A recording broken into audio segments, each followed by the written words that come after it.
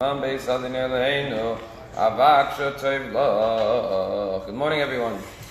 There are a number of commandments in this week's Torah portion, and many times the rabbis seek to find the connection in the sequence, because when you have 78 laws, the question is, what's the connection between A to B to C and so on and so forth?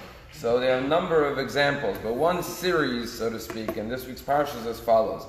Torah lists 4 consecutive laws. The first one is the law of the bird, that if you come across a nest and the mother is sitting on the chicks and you want to take the chicks, don't take it in the presence of the mother, send away the mother bird. That's law number 1. Law number 2 that follows after that is, when you build a new house, make a fence around the roof so no one falls off the roof.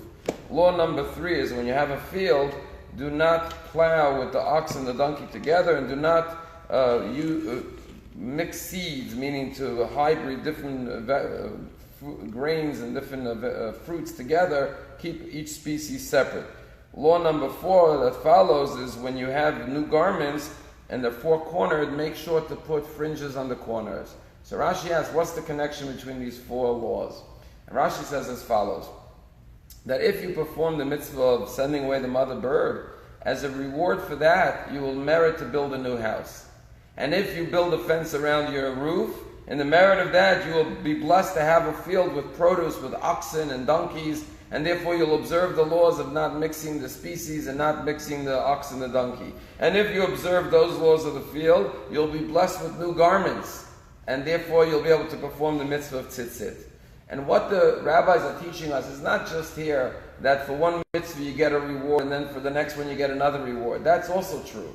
But what the Torah is telling us is that when God sees that we use our blessings for positive purposes, He blesses us with more material blessings so we can have more resources and more abilities to do more good. If you perform the mitzvah of sending away the mother bird, you'll be blessed with a home. If God sees you build a roof around your home and you use your home for the welfare and the well-being of others, He'll bless you with a field. And if He sees you keep the laws of the field and you have abundant produce and you share it with others, then He'll bless you with garments. Each mitzvah brings more and more opportunities for mitzvahs. And this is what it says in Pirkei Avot. Mitzvah goreret mitzvah. One good deed leads to another good deed. And the way it works, it's explained, is that it says in Pirkei Avot that every one time you do a mitzvah, you create an angel. And therefore that angel wants to repay you for the good deed you did, to create it, and therefore it affords you an opportunity to do another good deed. It's sort of like, when you take a bag of potato chips. If you eat one chip, you can't stop there, right? You have to have another one. You can't stop. When you do a good deed, you want to do another one. And therefore the rabbis always say, do any mitzvah. Because one mitzvah will lead to the next mitzvah. And the same thing is true in the reverse. God forbid, each sin leads to another sin. And therefore you have to avoid even the smaller sins.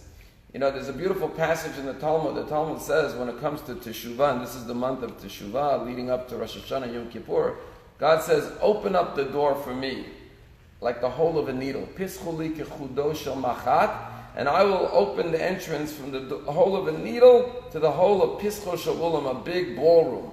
So what is the Talmud saying? You make the first puncture, you make the first effort, and then God will expand it for you.